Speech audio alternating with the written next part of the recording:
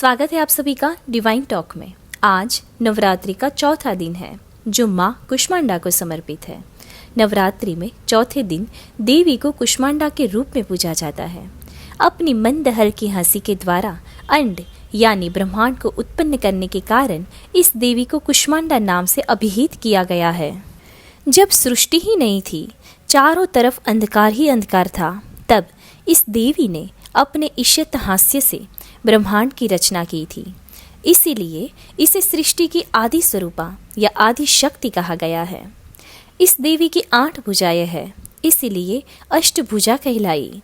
इसके 7 हाथों में क्रमशः कमंडल, धनुष, बाण, कमल पुष्प, अमृतपूर्ण कलश, चक्र तथा गदा है। 8वें हाथ में सभी सिद्धियों और निधि को देने वाली जपमाला है। इस देवी का वाहन सिंह है। इन्हें कुमंडली की बलि प्रिय है। संस्कृति में कुमंडे को कुष्मांड कहते हैं, इसीलिए इस देवी को कुष्मांडा कहा गया।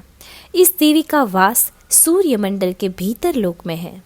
सूर्य लोक में रहने की शक्ति और क्षमता केवल इन्हीं देवी में है, इसीलिए ही ये माँ कुष्मांडा से प्रचलित है।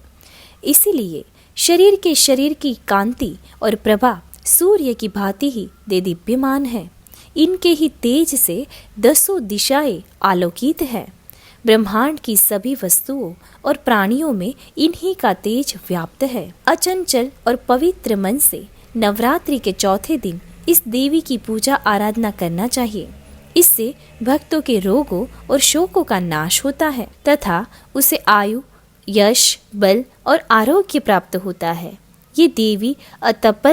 ये देवी अनन्य सेवा और भक्ति से ही प्रसन्न होकर आशीर्वाद देती है। सच्चे मन से पूजा करने वाले को सुगमता से परम पद प्राप्त होता है। विधि विधान से पूजा करने पर भक्त को कम समय में ही कृपा का सूक्ष्म भाव अनुभव होने लगता है। ये देवी आदियों, व्याधि और उपाधि से मुक्त करती है और उसे सुख, समृद्धि एवं उन्नति प्रदान करती है।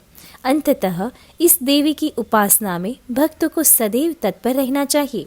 नवरात्रि के चौथे दिन माँ कुष्मांडा को आप सभी भक्तजन अवश्य प्रसन्न करें और अपने जीवन को सुख और समृद्धि से भर दें। धन्यवाद।